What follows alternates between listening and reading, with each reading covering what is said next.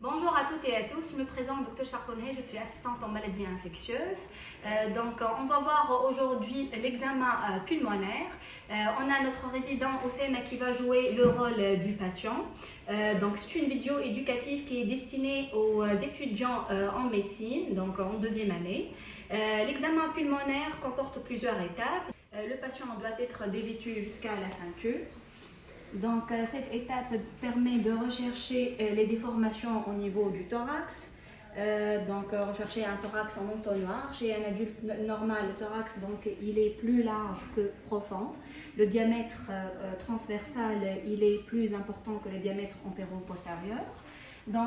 Cette inspection nous permet aussi de mesurer la fréquence respiratoire qui est normale entre 14 et 20 cycles par minute.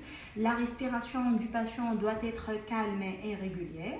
On doit observer aussi les espaces intercostaux. On a donc les espaces intercostaux et la région susclaviculaire et sus-sternale à la recherche d'un tirage.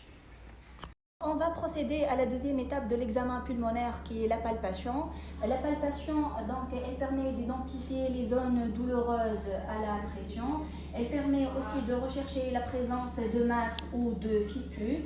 En mettant les mains à plat au niveau des bases postérieures du poumon, j'essaie de rejoindre mes deux pouces au niveau de l'apophyse de la 10e vertèbre dorsale en créant des plis cutanés. Puis on demande au patient de respirer profondément.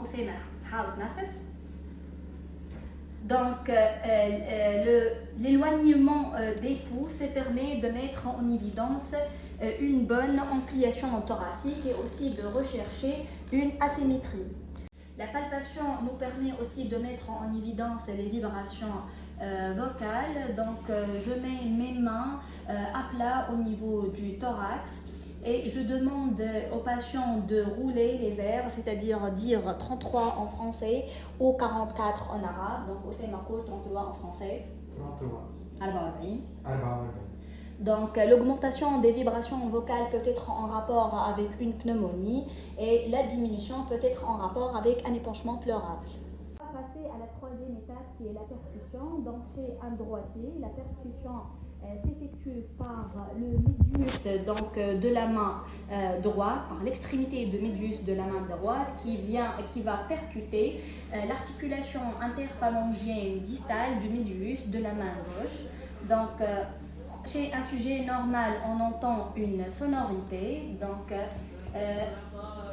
Comme vous entendez ici, une sonorité.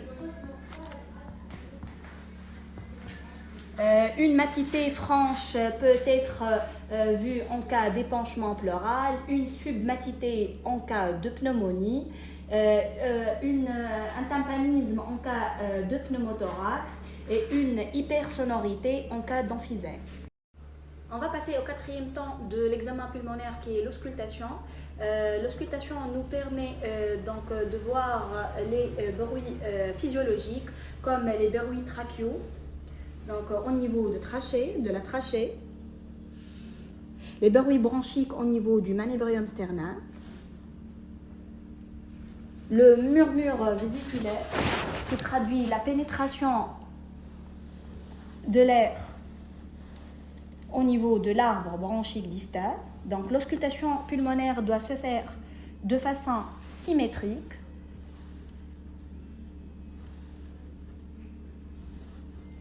De la base pulmonaire jusqu'à sommet. Elle permet de mettre en évidence les râles crépitants, les râles sibilants, les râles ronflants